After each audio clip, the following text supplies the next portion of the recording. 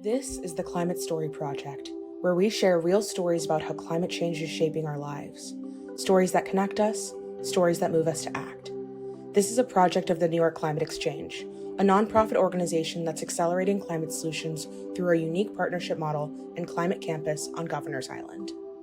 In each episode, you'll hear voices from different places and walks of life in our growing archive of personal climate stories, so that we can remember, reflect, and respond together. The story you're about to hear is from Robert Markuske. Rob is the Sustainability Coordinator, Marine Affairs Instructor, and FFA Advisor at the New York Harbor School, a partner of the New York Climate Exchange. I like to admit sometimes that I was like a late blooming environmentalist. I did not want to be a sustainability instructor. I didn't want to teach a multidisciplinary course around economics, human impact on the environment, and environmental policy. I wanted to be a lawyer. It's kind of controversial within the world of environmental education because I went to school for political science. I've had to learn these things, right? I learned how to grow seaweed with my students. I learned how to do beekeeping. I've learned how to make compost all over the last 7 years alongside my students.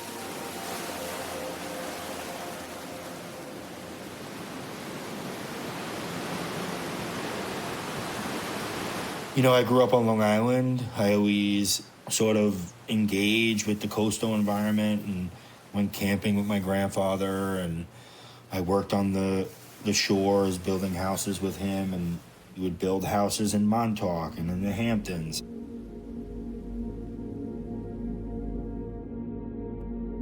I think I grew up, consciously. It took money to enjoy the environment. Long Island was built on segregation. I mean, it's not a secret. Like Levittown, the most famous town, was like restricting black GIs from living there, right? And the tracks, right? South of the track, north of the track, right? So, I grew up in a middle-class household, but there was this sort of atmosphere of like, in order to live on the water, like you needed a lot of money. And people had boats and people had beach houses. And I was thinking like, you need money to access this beauty.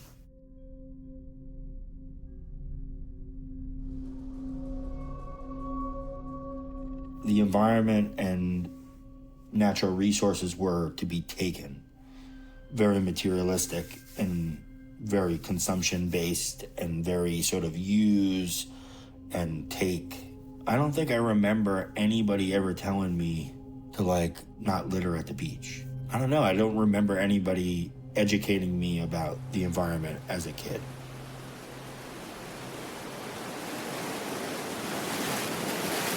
The idea of Harbor School was to take these students, to teach them about the waterfront, to teach them how they can be stewards of the waterfront, but also use it as a job.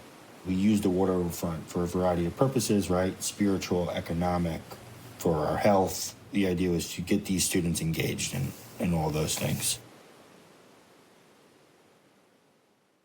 Being a lifelong learner is something that I think is really important to the work. Climate work and environmental justice and health and economic equity. I am not that unique. I'm like a middle-aged, straight white guy. I strive for mediocrity. All these things that I have done, that I am doing, that I have learned, people have been doing them forever. Indigenous people, I've learned composting from a woman at Earth Matter that's been doing it since the 90s. I've learned how to do advocacy from city council members that have been doing it since their youth. People have been doing this stuff for a long time. And the way to learn is to engage with those people that have been doing it. I feel like I'm a peer of my student. We're peers in this quest to, solve these issues that are plaguing our communities. Just because my students are 15, 16, 17 doesn't mean they don't know something. And it also means they may know more than me about something. Their voice particularly matters. particularly when we're trying to solve problems that affect their community maybe more than mine.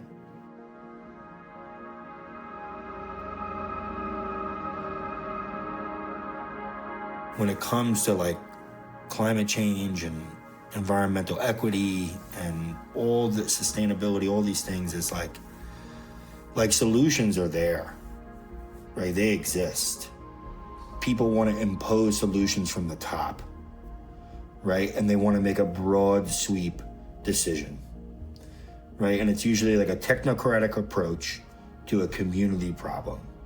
So like all of these things, lack of economic equity, food insecurity, climate change, the list goes on, right? The problems that face a population growing over 8 billion is vast.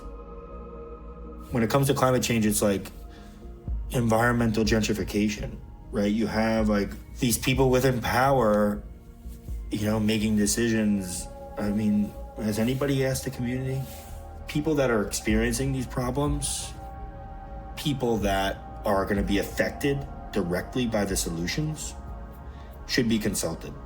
With that said, over the past 7 years, I've seen young people of a variety of economic and racial and ethnic and religious backgrounds stand up at City Hall and affect policy. I wanted to go to school to be a lawyer to affect change in some way, right?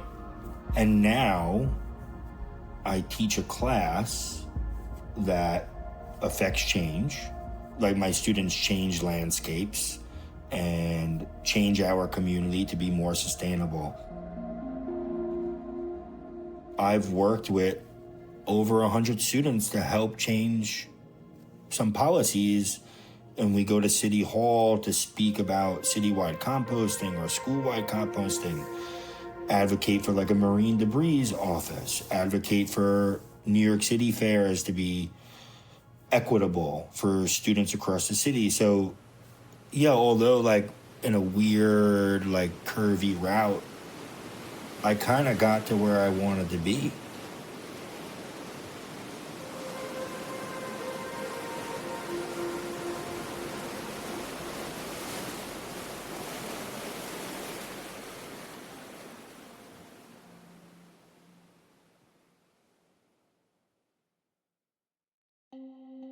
This story is part of the Climate Story Project.